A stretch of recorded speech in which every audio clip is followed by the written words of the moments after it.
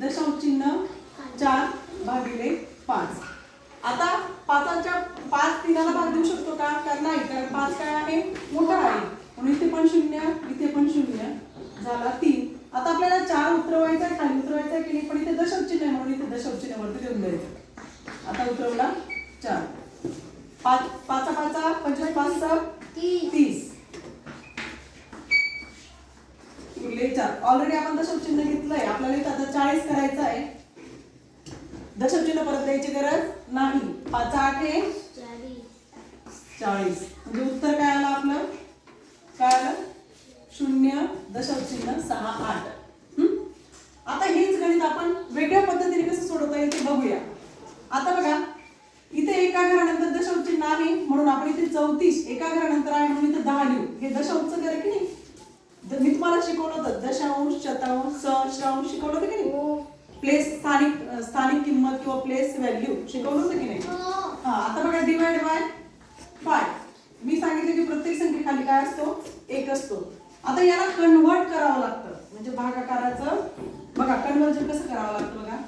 34/10 गुणिले 1 ह्या पद्धतीने करावं लागतं भागाकाराचं, म्हणजे बाजूची उलट होते, खालची संख्या वरती जाते आणि वरची खाली. आता बघा, 34 1 34 आणि 10 5 50 हे आलंय.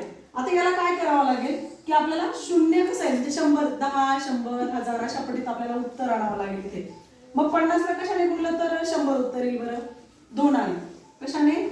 आता बघा 34 गुणिले 2, कारण खाली त्या संख्येने गुणलं त्या संख्येने वरती पण गुणावं लागतं, हे तुम्हाला मी शिकवलंय. आता काय लिहायचं इथं उत्तर? इथं खाली 100 आणि इथं काय लिहिलं? 2 चौक 8 आणि 2 त्रिक 6. आता बघा 68/100 आला की नाही? मग खाली किती आले?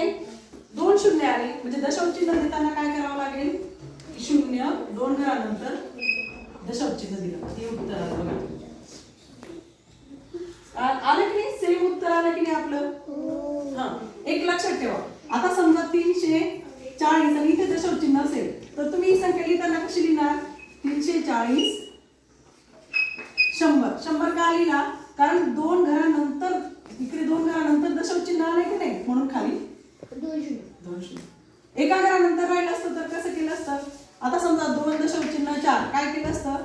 24 डिवाइड बाय 10. समजलं? ही कॉन्सेप्ट समजली दशांश चिन्ह काढण्यासाठी, कारण आपल्याला भाग द्यायला सोपं जावं याच्यासाठी दशांश चिन्ह काढून आपण इथे असं लिहू शकतो. समजलं?